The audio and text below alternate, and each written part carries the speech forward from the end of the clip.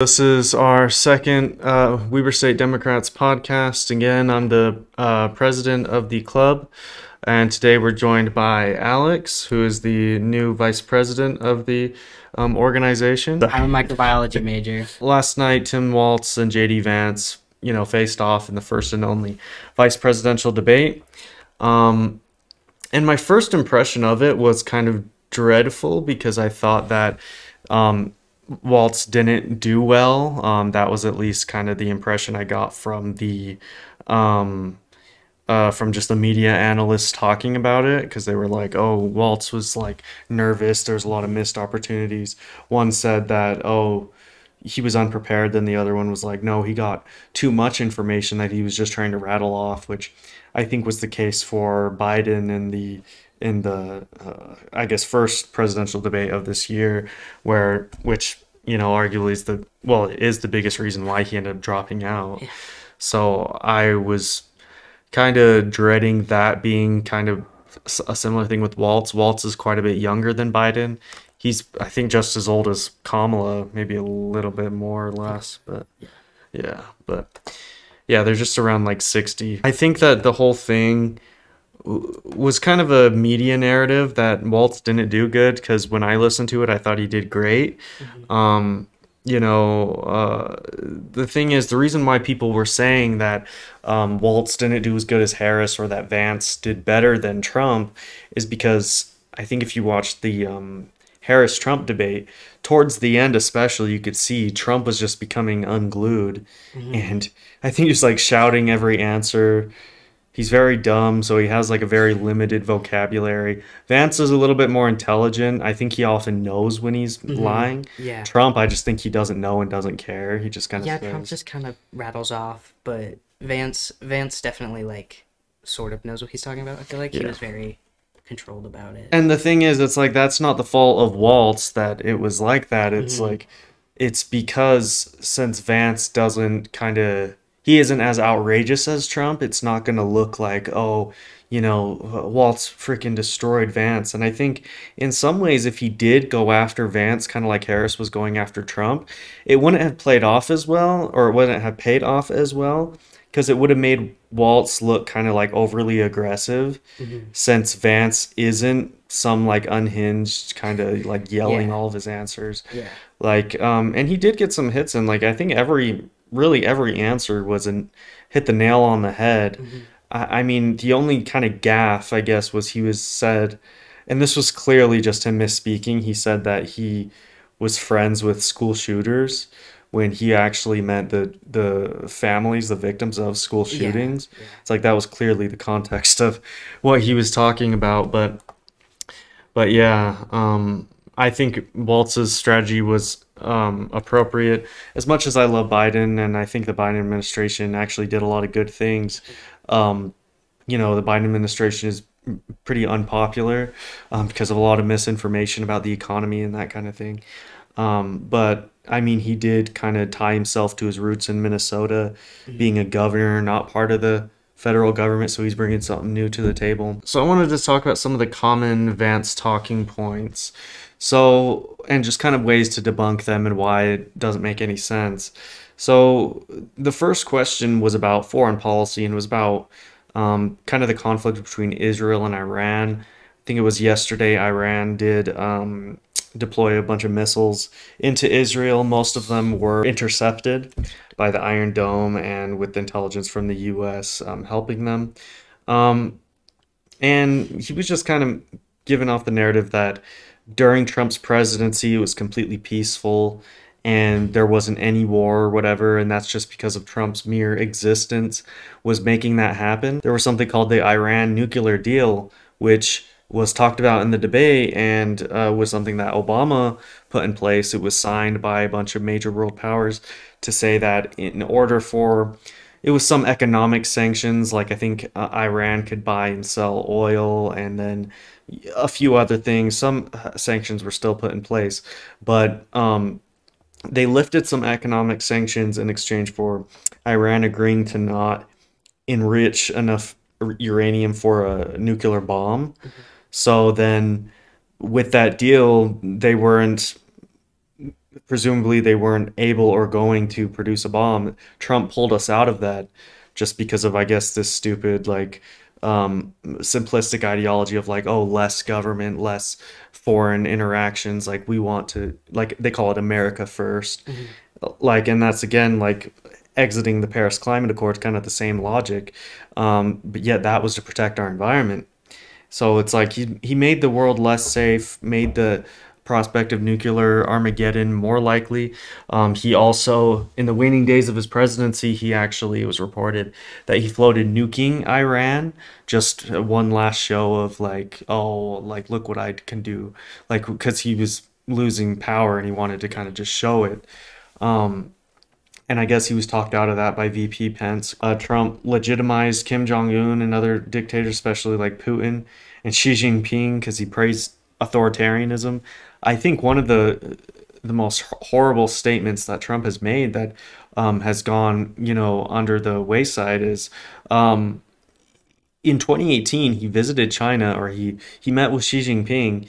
And then he said, oh, you know, Xi Jinping, they changed the law so that he can be president for life. So Xi of China, he's now basically the dictator. And Trump said we should try that here. So he basically admitted then that he wants to be president for life, but we all knew that because he always says that when things don't go his way, it's rigged. So then he always wants to retain power. He wants to retain the upper hand. He doesn't care what, you know, treaties or the Constitution or whatever he has to break in order to accomplish that. And he's erratic. So the idea that we're safer under him with foreign policy, it's like, no, it's like, and I think that this is also something Harris talked about in her debate with him, is the most dangerous thing about Trump when it comes to foreign policy is he can be easily persuaded through favor. So with Putin, you know, one day he might say something really extreme in the other direction because, like I said, he's just kind of a lunatic. He doesn't really have any hard and fast ideology beyond what he thinks is politically expedient to him.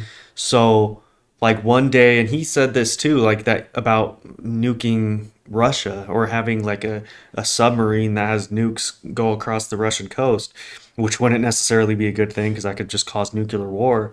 And then also, on the flip side, you know, if he's talking to Putin and he's, you know, getting what he wants out of those conversations, it's like, well, he could just fork over Ukraine to Russia.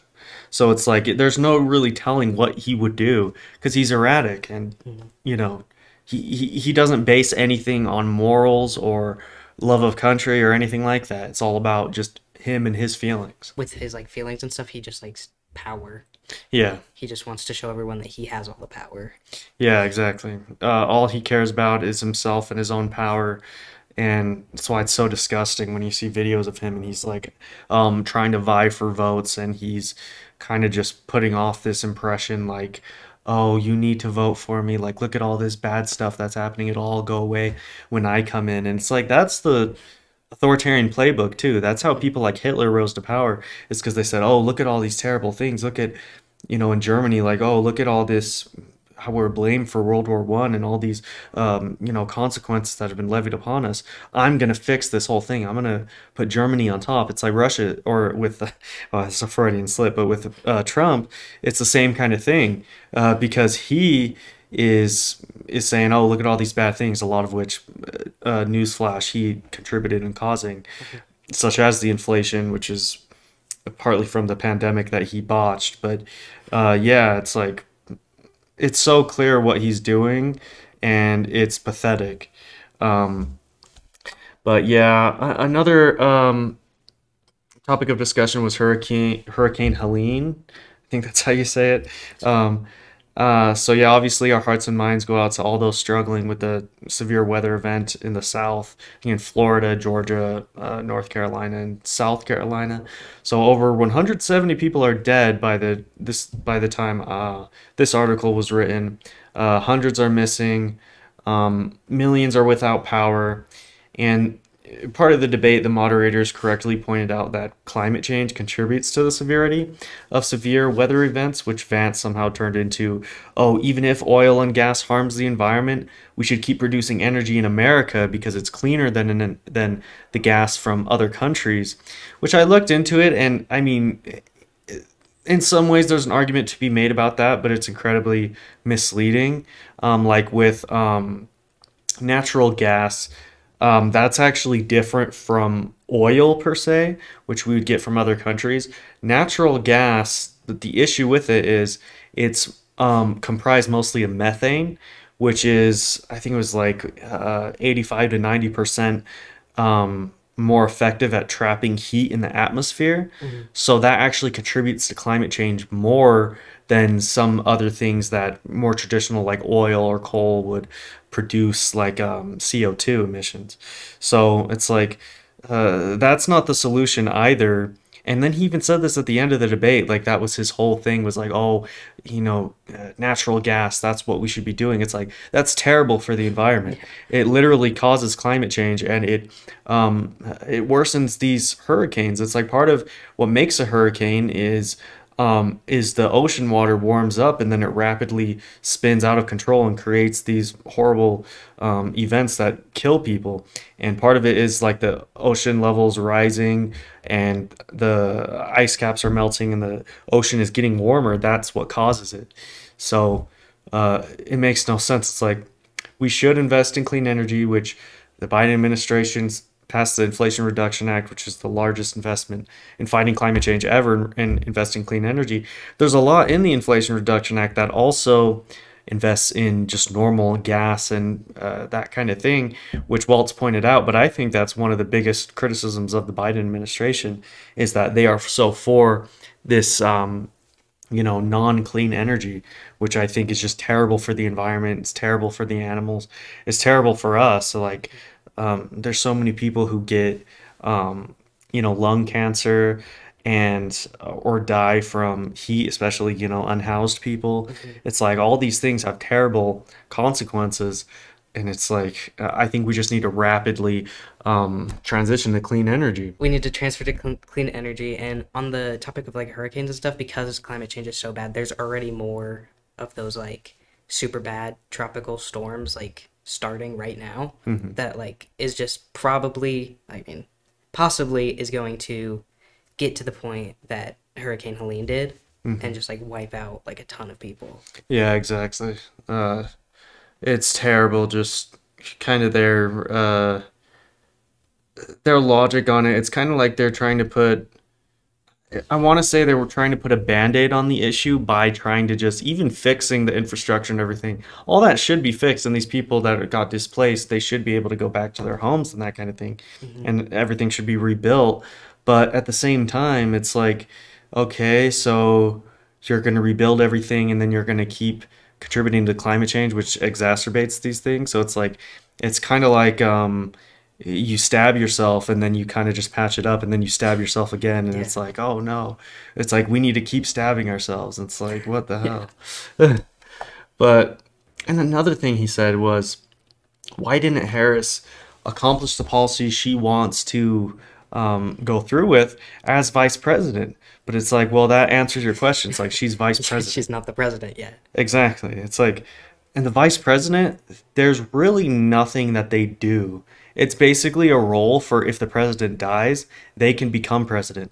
There is one exception. Well, there's basically one exception that she did partake in, which is when the Senate is basically split 50-50, or if I think if there's a 50-50 vote tie in the Senate, then the vice president, because she's technically the president of the Senate, they can break the tie. And she did, because from 2021 to the start of 2023, yeah, that's right, they had an evenly divided Senate. So oftentimes it was 50 Democrats voting for something, 50 Republicans against it.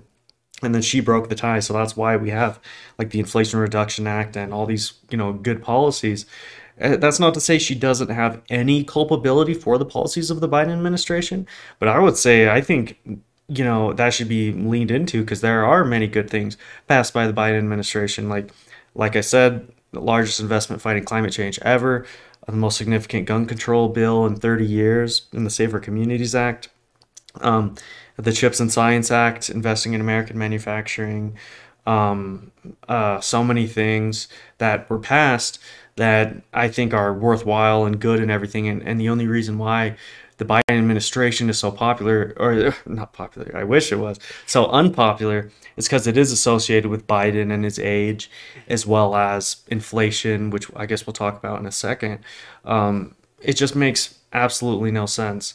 Um, that he would blame her for this, and it's Congress's job to do a lot of this. So it's also she's blaming her when he's a member of Congress. Like if anything, it could be pointed back at him. It's like, well, why haven't you done anything that you guys want to do? Because in many ways, Congress has more power than the president. They were, and that's what our framers intended. They wanted Congress as this huge legislative body to be the most powerful branch of government. Another thing that was brought up was how Biden continued the Trump tariffs, and then I guess he was saying Harris walked away from them, which is kind of funny because he's like, oh, this was the only like pro-worker policy of Biden was keeping some of the tariffs on China that Trump had in place, and just to be clear, it's like a tariff. That's basically when you, in order for another country to sell us something, we to sell it back to Americans, there is a higher percentage of money needs to be added onto that. So it's basically like that's why it's been coined Trump's new plans, a national sales tax, because it would make everything that is imported from other countries more expensive, especially the goods from China, which he would impose a 60% tariff on, 20% tariff on everything else imported from other countries, which would result in economists have projected $2,500 being added to a typical middle-income American household's expenses every single year. So it's like, I think one of his best points, Vance's, was about like there's basically slave labor in China with the sweatshops and that kind of thing. So one might think, oh, well, then why don't we just place these heavy tariffs and that kind of thing? And it's like, well, we already do place tariffs, and that's what I was saying with, oh, well, you're walking away from the Biden's policy of continuing the Trump tariffs. It's like she didn't say she would repeal the tariffs that are already in place. She just wouldn't go forward with this super extreme thing that will just make the economy worse for so many Americans. So I mean, the thing is, like, if you go that hard with the tariffs, you don't have a whole lot of diplomatic room to stop China from doing other things, like how we see with Russia invading Ukraine. A similar thing could be said about China if they invaded Taiwan. And if we do impose all of these economic sanctions now, what ability do we have to stop them in the future from doing things without just full-blown war? So I think economic sanctions are very important to that, and we saw that being levied onto Russia after the invasion of Ukraine, which is why they were crazy to do it, because it fucked up their economy, what we did to them. So yeah, I mean, it's important to note that the sweatshops are not good. It's good to invest in American manufacturing, and that's exactly what the Biden administration did.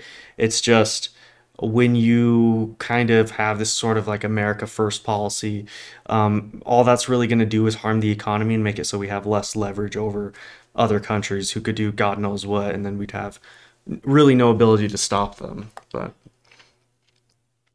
another big thing that that not a lot of people talk about is China actually owns a lot of the farmland here in America. So it's like they have a lot of leverage over us in the way of they own like the factory farms and all these kind of things, which is another reason why I think that animal agriculture sucks, and that's why I'm vegan and for animal rights and all that kind of thing. So I mean, it's just another reason. It's a foreign policy disaster to have China owning all this land, because then they have leverage over us, and then we're defending them, which happened right here in Utah. But that's a whole other story. Um, but yeah, I guess moving on to talk about the border, the smuggling of guns, fentanyl, human smugglers, and he said Biden and Harris have in place, it's like the true family separation policy, because I guess he's just referring to the cartels will separate children from their parents and send them over with drugs to try to get, basically call it drug mules, and then they can bring money back. It's all kind of just nonsensical what he was trying to say there. It's like, no, you had the family separation policy with the first Trump administration, because that was literally their way of deterring immigration, was just to tear families apart. And Walz, rightly noted that Trump sank the most conservative bipartisan border security bill in modern history, just to help himself politically, because he wants an issue to campaign on. So it's just disgusting how they try to flip the issue. It's Trump's fault what we have at the border. And because they failed to pass that bill, that's why Biden then signed an executive order, which was kind of like it had some components of the bill, but it was less comprehensive, because that's just the nature of executive orders, and it made it so that we could turn away migrants when the border is just too overwhelming with chaos and that kind of thing. But actual border security bill, that would have reformed the immigration system. I mean, not perfectly, because it was negotiated by Republican senators, which is why it's even more ridiculous that Trump sank it. It would have been a win for the Republicans in some ways. But instead, they were like, no, we think this might help Biden at the time, and now they know it would have helped Harris. But I mean, she's campaigning on what Trump did, so who knows? So another thing was, he said that Trump preserved the Affordable Care Act, or Obamacare. That was not true. He tried to get that destroyed so many times in so many different ways. It makes absolutely no sense that he would say that. He said Trump told the people on January 6th to be peaceful, and then left prior to Biden being sworn in. It's like, yeah, he left, but I don't think that's really anything to brag about. Yeah. It's like there was, like I remember at the time, there was this idea that, oh, Trump might try to stay, and then like the military or whoever will have to come in and like escort him, or he'll actually have his people like be in the White House and try to stop them from removing him. Yeah. And it's like, well, congratulations, he didn't do that. It's like he's still a piece of shit for what he did. Yeah. It's like he still tried to overturn the election. There were over 60 court cases. None of them yielded any significant results. No evidence of widespread voter fraud that would have changed the outcome of the election. So, for him to just say, oh, well, he left. Well, yeah, he left after he exhausted every single possibility, including through violence, to disrupt the certification of the electoral votes on January 6th. And that was clearly what he wanted. So, I mean, I think it's important. Don't let anyone get away with, oh, he had nothing to do with January 6th. He wanted the crowd to march on the Capitol to influence the Congress to not certify the electoral votes. That's why he wanted Pence to throw out electoral votes. It wasn't necessarily going to be violence, but I think that was definitely what he intended, especially since what you saw with when it was going on. I think it was for like 3 hours. He didn't say anything. And his, his family, his closest staff, they were all telling him to call off the mob. They would all stop if he just said to stop, and he didn't. And so many, Capitol police officers got beaten. Several actually committed suicide from what they experienced. It was so terrible what they had to go through with being beaten by flagpoles and that kind of thing. Pepper sprayed, or bear spray even. Just terrible thing that, they are put through because of Trump.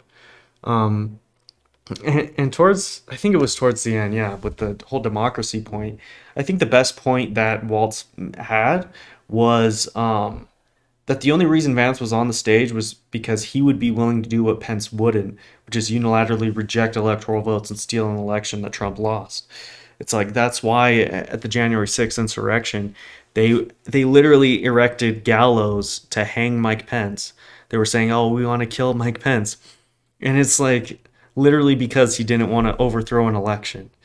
And so it's like it's clear that the vetting process and with all the baggage that's came out about Vance, like it's clear the vetting process was just, oh, well, would you subvert democracy to help Trump? And the answer was obviously yes, because he got the job. And that's why Pence wasn't there. I agree with what you said about, obviously he took Pence's place because obviously he would overthrow the election. I don't know how to word that. But he has, well, didn't he once say he like was like a never Trump guy or something? Yeah. So he doesn't really like Trump, but obviously he gained stuff from it. So I think the Republican Party is just like, especially like Trump and Vance, they're just say things to get votes. You know what I mean? Yeah, exactly. I think that's a good point that I didn't bring up is that he is the textbook definition of a grifter. So it's just like he in some ways he's like Trump in that neither of them really have an ideology. But with Trump, it's just whatever he wants, whatever he feels like. Then again, there's also the idea of, oh, how can I get power and that kind of thing. But I mean, at the end of the day, it's just kind of what does he feel like and what does he think will get him power. Vance, it's kind of a similar thing. It's just he's very different in his demeanor, in the way he talks. He's not as erratic and unhinged. And that's because I think at his heart, he is more of like a liberal person, or at least like a never Trump Republican, which is what he was in 2016 and that kind of thing. And the same thing can be said about Trump, how he was a Democrat early in his life. Yeah. And then he switched because he felt like, oh, well, I can just capitalize on this hate and get votes that way. He knew he wasn't going to get votes in the Democratic Party. So, I mean, they both kind of just manufacture an ideology kind of just to gain power. But with Vance, it's kind of just like a copycat of Trump because Trump is integral to him gaining power. That's really anywhere in the Republican Party. If you're not for Trump, you're ostracized and you're not going to be in a position of power much longer. Somebody said for our Senator Mitt Romney, it's like he voted to impeach Trump both times, and he's not running for re-election. He may have won the Republican primary, but Utah's a unique state in that there's quite a few Republicans here who aren't like MAGA Republicans. So he could have won, but that's an exception to the rule. And there's a good chance he would have lost too. Two other things that are more local issues. So this one I characterize as Utah Republicans fail at subverting democracy. And this is from the Salt Lake Tribune. So votes for a constitutional amendment hastily crafted by Republican leaders in the legislature will not be counted this fall after the Utah Supreme Court ruled Wednesday night that lawmakers did not meet the constitutional threshold to send the proposal to voters during the general election. If passed by voters, the amendment would have empowered lawmakers to repeal or amend any voter-approved ballot initiative. In their decision, the justices upheld a lower court ruling that the language that the Republican legislative lawmakers put on the ballot was likely to deceive voters and that the legislature failed to comply with a constitutional requirement that the amendment be published in newspapers across the state. In a short 4-paragraph unsigned order following more than 3 hours of oral arguments earlier in the day, justices said the lower court was correct in its decision earlier in September.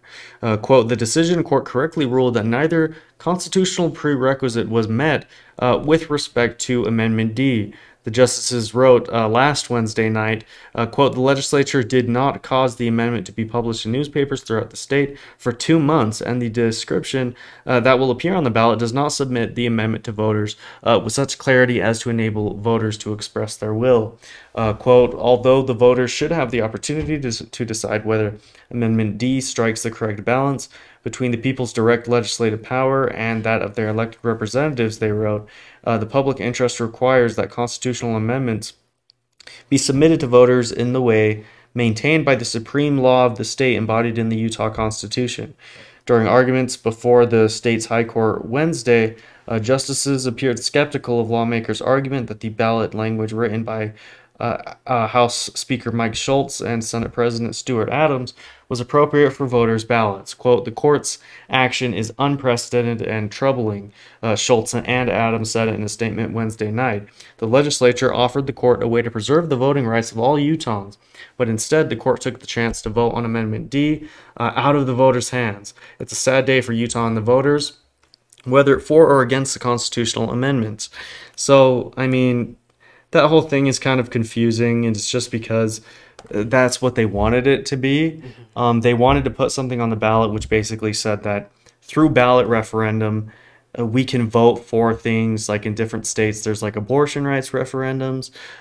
Previously, Utah, and this is really why this happened, is there was a ballot initiative in 2018 for fair maps, for fair congressional districts, and the Utah voters passed that, and then the Independent Redistricting Commission, they drew up the more fair maps, and the Republicans were like, no, because we want it to be safe red. We don't want any kind of dissent. We basically want an echo chamber of far right nonsense, and that was the case for the federal congressional districts as well as the state legislative districts. So that's why we have a supermajority now, and they can try to do this. So this is like, it's a one-party rule state. They didn't like the fair maps that were drawn, so they just instantiated their own maps, which, like I said, were incredibly gerrymandered to one party. And then the courts, and they got a bunch of criticism for it as well, were like, you can't really do that. Like, you can't just change like state law that says you have to implement what the voters say when you literally have a ballot initiative you put on the ballot and then they vote a certain way. You have to respect the will of the people. So what they were trying to do was to put a very confusingly worded question on the ballot that, if passed, would make it legal for them to do stuff like that. Legal for them to say, oh, well, Utah voters passed this. Well, we're going to change it in some ways, maybe even disregard it outright. I could see them doing that with any kind of measure of grace they get with that. So it's just disgusting. It shows, and that's why I wanted to start the Weber State Democrats, is because the Republicans here, they think they're entitled to control our lives and to control the narrative and do whatever they want, and they think that they're not going to get any kind of pushback, and it's just nonsense. And the fact that this group wasn't reactivated earlier, I think just goes to show there needs to be much more of a hunger to defeat these Republicans, because they are anti-democratic, they are authoritarian. This is Donald Trump's Republican Party, and in some ways they were doing this before Trump. They're all for their own power. The authoritarianism and the threat to democracy, it isn't just Trump. It's also Republicans, especially the Republicans in Utah. They word it confusingly so that people don't understand what they're voting for. Yeah. And I think that's the case for a lot of things. Like, even if it's not even their, like, I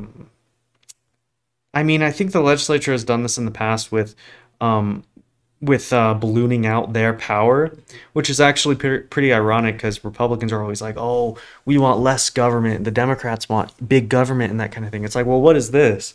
It's like they're wanting to be able to take more power. When the voters expressly say that they want something, they're like, oh, well, can we project our will onto it? It's like, no. It's like they're complete control freaks. It's like they have no right to think they're entitled to any of that. So yeah, that kind of thing it really does piss me off. But talking about more things that'll piss us off. So there's a far-right teenager who was arrested for a hate crime after vandalizing a Logan Pride Center. The source for this was also the Salt Lake Tribune. So Logan police arrested a 16-year-old boy this week in connection with the slashing and stealing of pride flags from the Logan Pride Foundation's meeting house last month. The arrest follows a surge of pride flag thefts in the area. Logan City Assistant Police Chief Curtis Hooley said a tip led to the identification of the teen as one of the two perpetrators who vandalized and stole the flags. The individual, who police say was recorded participating in the vandalism by security cameras at the house, was arrested on suspicion of criminal mischief and theft, according to a statement issued by the Logan City Police Department on Tuesday. Police say the act was a hate crime. Hooley said the case remains active as there is still one unidentified suspect. Quote, people need to be able to post their flags, he said. It doesn't matter if it's a pride flag or, the elections coming up, all that stuff. I mean, that's their property and it needs to be left alone. And it's like, that's very true. And I'm willing to bet that police chief, he's a conservative. It's like even he can recognize that it's disgusting to try to vandalize people's property and take it away. And I think there's a lot to be said about this, especially with that kind of age and even a little bit older, young men to older adults and that kind of thing, especially, cis, straight white men. That's kind of, it's became cool to kind of just hate on especially the LGBTQ community and to steal pride flags and to just sort of demonize them. Like for whatever reason, it's like they get satisfaction out of it, and they get satisfaction out of content that demeans these people, and they're kind of like that. So I don't know what you think about all this. I think it's like, because I notice like a lot of times when like hate crimes or like microaggressions happen, people try to like act like it wasn't a hate crime, like they try to construe it as it was like something else. So I think it was very good that he specifically like stated that it was a hate crime, and I think that just doesn't happen often. So yeah, especially exactly. in Utah. Yeah, I think that's a good point. I mean, it's like I'm a history major, and the same thing could be said with like African Americans and lynching. And oftentimes there are suspicious circumstances where a black person, usually a black man, is hung, and they might have their hands tied behind their back or something like that, but they say it's a suicide because they don't want to go investigate or say that all these white people did these kinds of things. And it's disgusting because we just need to kind of say it how it is, and we need to call out the kind of just pervasive toxicity. I don't even want to call it toxic masculinity because I don't think it should be considered masculinity at all. This kind of just hatred and just ignorance, just like, oh, I see a pride flag, I don't like it, so I'm gonna rip it off. And it's like, I mean, even like the partisan in me wants to say, like, if I saw someone do that to like a Trump flag, then I would be fine with it and I kind of like it. But at the same time, I don't think that's right. I would never do anything like that. Even though in Ogden, I always see this sign on someone's porch that says "fuck Biden" and all that, and it's like, what is wrong with you putting that up? And then people are demonizing the people who put up the flag that's represents love and equality and that kind of thing. It's completely backwards. It's just these Republicans are just so hateful, and there's no excuse for it, and they keep on getting away with it with this kind of rhetoric. The last thing I wanted to mention was Kamala Harris's economic policy. The source for this was Reuters, however you say it. So, unlike the prior two Democratic presidents, if Kamala Harris wins the November election, she would likely not be entering office in the midst of a cataclysmic economic crisis. But the difficult circumstances Barack Obama and Joe Biden found themselves in during the financial crisis and pandemic, respectively, actually gave them a bit of creative breathing room when it came to economic policy. If Harris manages to defeat Republican candidate Donald Trump, she will likely face a much more constraining fiscal and political environment than her predecessors, a fact that she seems to recognize in the modest economic plan she released Wednesday. The plan, which in 82 pages largely fleshes out policies Harris has already mentioned on the campaign trail, is heavy on tax credits. New small business owners get a $50,000 deduction. First-time homebuyers get a $25,000 boost. New parents would get $6,000 in the first year of their baby's life. Biden's paradigm-shifting industrial policy would be continued, but largely using the existing money already appropriated by Congress in recent years. To that pot, Harris would add more tax breaks for aerospace and biotech production and investment. Harris's plan is cognizant of the limits she would face in office. The federal government's 2024 budget deficit is $1.9 trillion dollars, and while the Federal Reserve is now in a rate-cutting cycle, interest rates are just off multi-decade highs, making additional debt more expensive to finance. With the inflation boogeyman only newly tamed, policymakers will be justifiably reluctant to embark on major new stimulative spending anytime soon. Politically, Harris, if she wins, is likely to enter office without Democratic control of the Senate, according to current political forecasts. That would severely limit her legislative capabilities, in contrast to Obama and Biden. Still, on the upside for Harris, there are some things the federal government must do next year, regardless of who controls which offices. Most importantly, there will need to be some sort of grand bargain on taxes, given the expiration of many of the provisions in the 2017 Tax Cuts and Jobs Act at the end of 2025. That sets her up to get at least some of what she wants. She too would need to make a deal with Republicans, but she'll have enough leverage to ensure her plans are at least not dead on arrival. So I wanted to talk about that because I found it interesting that it seems like Kamala Harris, in some ways, she is kind of moderating herself with the economic policy. Um, and I think they make a good point that, Barack Obama, he came into office. There was the, 2008, 2009 financial crisis. So he had to, give stimulus. But in some ways, Barack Obama, and a lot of people don't realize this is actually why he wasn't that popular when he was president. He's popular now, but especially towards like the middle, and I guess the middle of his first term, especially, he with the 2009 Recovery Act, which is basically the stimulus to the economy, much like the COVID stimulus bill passed after the pandemic. He moderated that significantly because he wanted to get Republican support for it because he wanted to be bipartisan. So in that way, the stimulus wasn't that much. So then the recovery after the 2008 financial crisis was incredibly slow. And that was one of Barack Obama's big vulnerabilities. And that's why they said he might lose to Mitt Romney in 2012 was because the economy was recovering very slow. The unemployment rate was 8%. So it was not good. Obviously not like Great Depression levels or anything like that. But, so he had, and especially Obama, he had huge Senate majorities and House majorities. So I think there's a lot of criticism that can be levied at Obama and them that they didn't do more with that. They did do the Affordable Care Act, and I think that's probably the biggest accomplishment of the Obama administration. But at the same time, they could have done so much more. They could have codified Roe versus Wade into law. They had the votes to do it, and now I don't know if we're ever going to have the votes to do it in the near future unless they discard the filibuster, which we talked about in the last podcast. So, I mean, then Joe Biden, I think since he was vice president to Obama, I think he learned about since, with the stimulus for the 2008 financial crisis, it wasn't that, I guess, progressive, and it wasn't as comprehensive in scope. There wasn't as much money appropriated in it.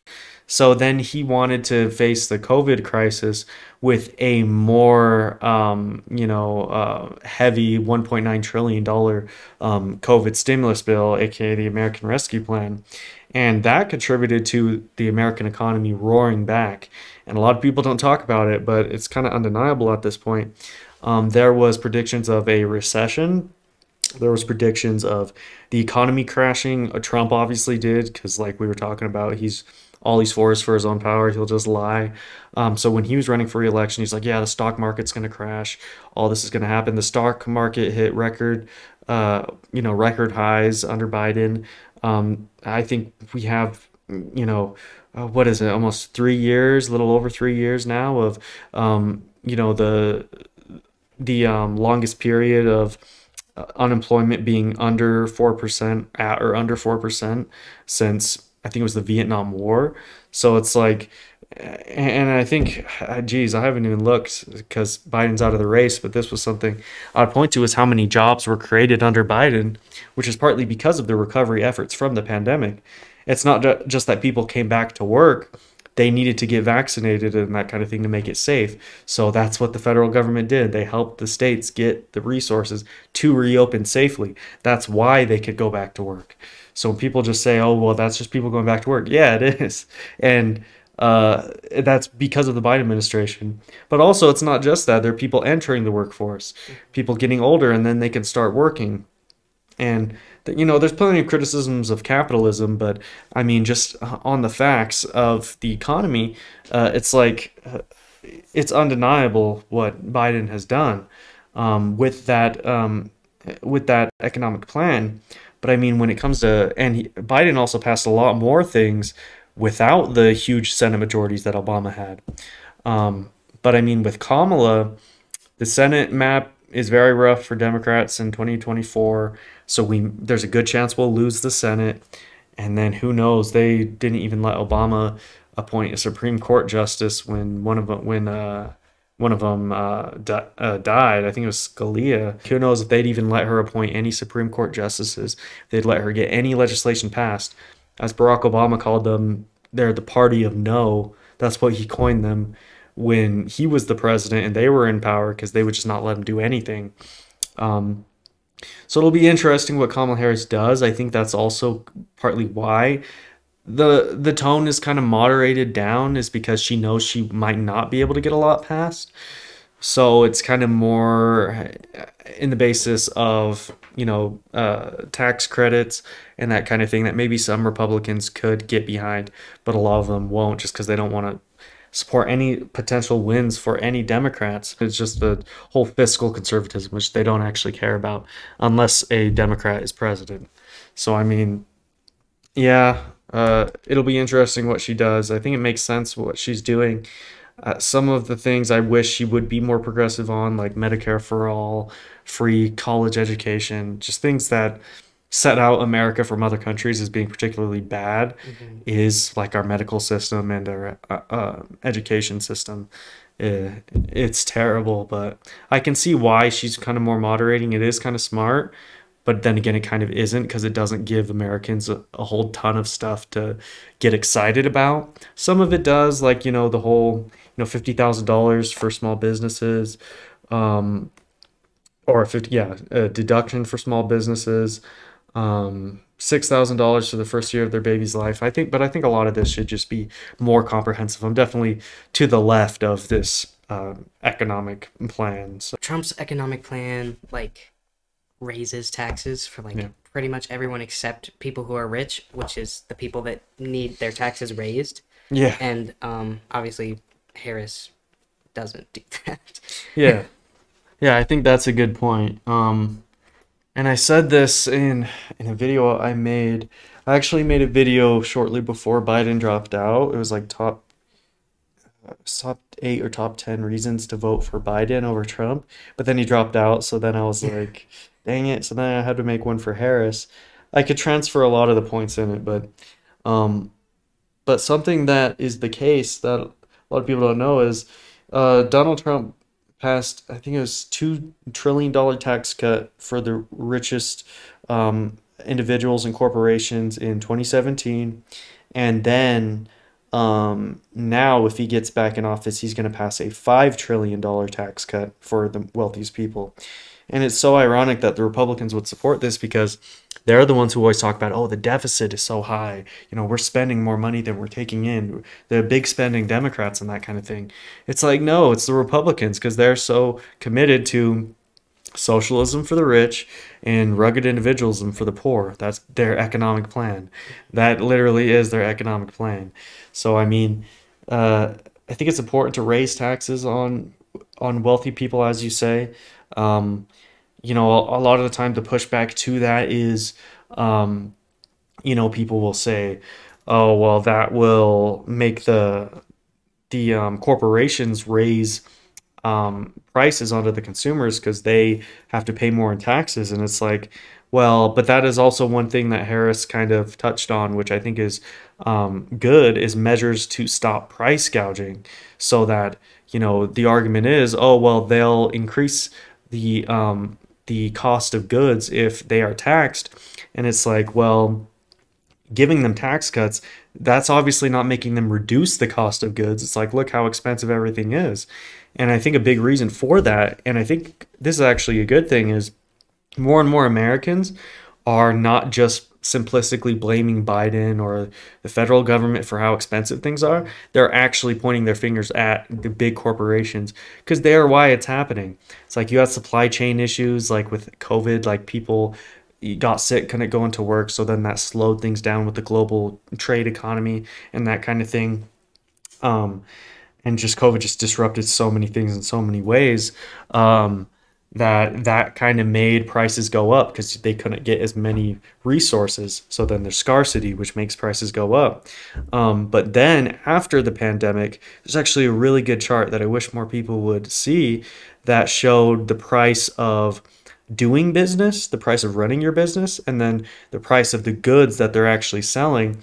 And the price of operating business during the pandemic went like this, and then it kind of evened out. But the price of the goods, so the price of them doing business was going down. The price that they're charging for it stayed the same. So it is literal price gouging. Even if at first some of these big corporations, you know, uh, they were facing the brunt of the COVID pandemic and they were taking a chunk out of their profit. Now they don't even give a shit. They're just trying to get as much money out of the Americans as they can because they know, well, we've been paying these prices. We might not notice. And the sad thing is, a lot of Americans haven't noticed.